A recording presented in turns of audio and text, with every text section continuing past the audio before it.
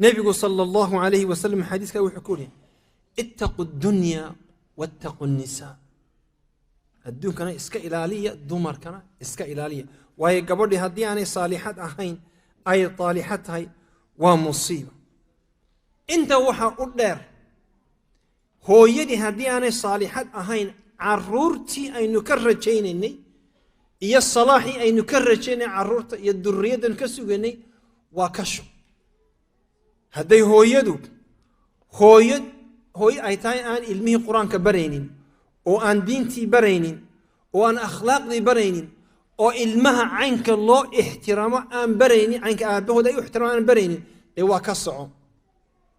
وحيد كشكين يا قبر قال وقبر مدو وصوم مسين ثم كان قال هاي أي قبر داس وح إيجابي قبر أنا بصوم مسلمي وح إيجابي وما كان يصوم مسلم يعني أنا أقبت شهادة ده وح إيجابي قبر دان السيد نينكيدا ولا رقمته نيما نقولي كلام مدو أفريكان أمريكان وحن دقني مركا ميرلاند ما ينردو أو مراكن كأم نينك مركا ويقول هذا سعيد إمام بقول هذا قبر دو عجيب قبر دو إله نو بركة دمر كأفريكان أمريكان وحلقوا يقانا دمر كمدمدو صوم مسلمين مرين كدجن إني تفيهينو أي أدقيهينو تاجيهينو نينك هلك هذي قار أي كشيرانو أو لقب أعوذ بالله استو نينك أنا قبل يسوي أمانة وأنا أدب فرحسي إن أنت بنقول يا ري يورنا بنقول وحيد تري عينك نينك لولا رقمه نينك عنك لولا رقمه وحنكبرته هو يدي هي وحتى هو يدي وهو يدا قال يا أبيه دا قال هو يدي بيتري مركو أبهي ما أنتانو إيمانين بأنك نسيب ديارين شرتي ونوسي ميدي شرتي لوشي مي نسيب مرين شرتي ونسيب قرحين شرتي عذر بي نسيب مرين شرتي أنكو ديارة وأدمودين أن ده أروس تجي إنه حفلة أن تكون قرح بدن ونلاسي ميلو نلاسي سوبك بهاي مادة مركو تشيلسك والباء مفتاحة كله فتوى يترهتو شكرا يا واحد تدي مركا بهاي هو حتى هو هلكا تو الباء الصارا بهاي كرسي بالباب كيقول لك تبي تري كرسي جيب كفر يسيسا كبهاي كبحسا مريهي وحدنا يستري كبحسا توال كنا ويسيسا واحد مسخوش قال صوم ميرو ألابتي سبيت المركب مسخوش أي أطالة مركو كالصبحه ومسخوش كالصبحه عنتدي وديارة أيو إيمان لبس عضاد أيو أسقو النستا أما الراحيستا مرو عنت عنيو مرو هو يلا شاكيس لبس عضاد كبعد بان للسيابيت لإذنك إنه آباي أصدقنا مركا سانو صدقنا سانو لعيارة أنو قلن كنا حدو نسيت الأرض دبسيح دا بهم برتوك الله يعني احترام كمركا نينك عنك الله احترامه وحن كبرتك ويدي كبعدنا وحن أخري السنة دي النبي صلى الله عليه وسلم عنك الرجال الله رقمه أيام برت وحكي الركفة بدن وهل كان ما أنت حد لينين وصيدا في دميرت قرية كور وريقة وملها ما رمو مقاحبك صو شيكينيا هل كان مو كلبه هل كان مربو هبل ليرو تجيا هبل بان ميل جاي بو أوراني أنت وحسوجيا أنت تكسر حنصه وقولي إلهيو تي بس أنده وحسوجيا أنت تقولي ما شاء الله كسر حنصه ويا وحو أجي مركو تشد قولي الصاقلو إن اللقو بلابيو هذا قبض حاجاتك ما تسميز ده دقال بو مركا ودياريه دقال والله من وحي يقول لي قيلا قولي مركا الباب كسيدا أفرا واحد مدابولي إني أنيجي يسوق مركن الباب كسيدا أفرا واعي سوق أي صوت فتح هذا أيضا قيلا سن كسح دابولي أيضا قيلا سن وصوت توصى سان دابولي ترى هبيور ترى حاول مي قيلا سن وين نسيت حلوقة شيء ده مركا عرورتي كور مركا عرورت هذه وحول عرورتي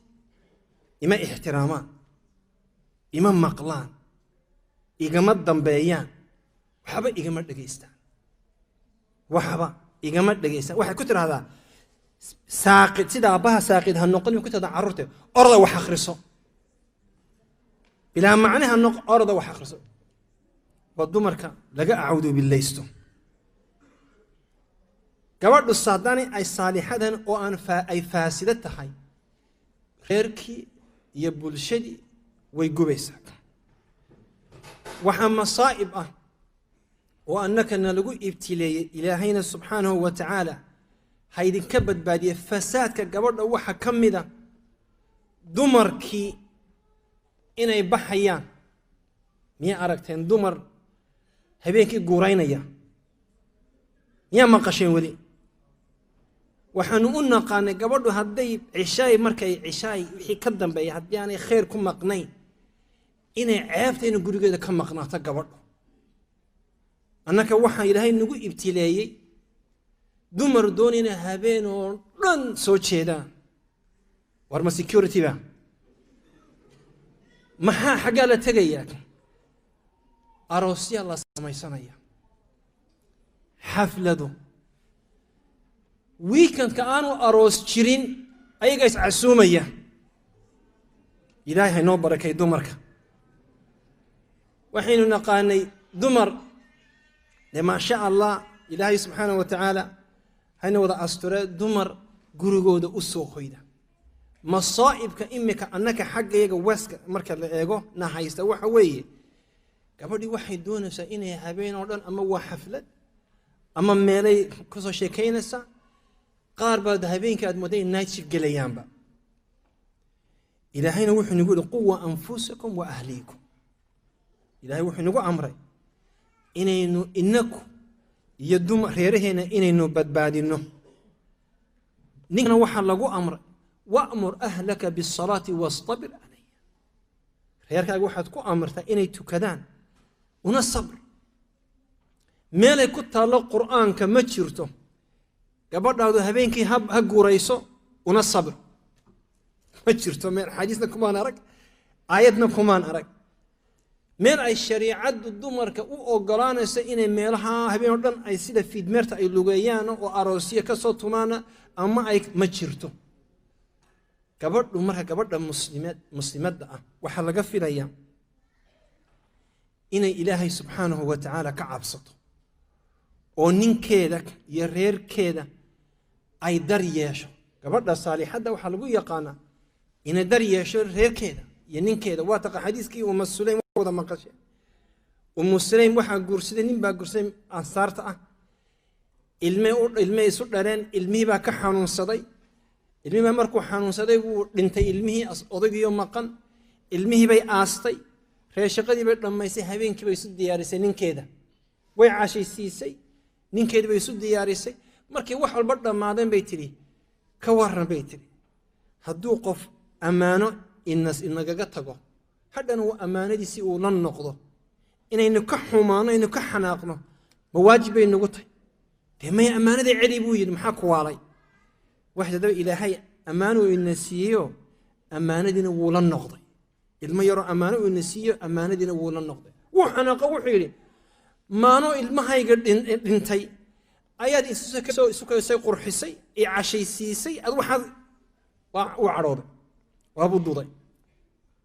nebigiibuu u tegey sala allahu calayhi wasalam waa nin dudaya markaa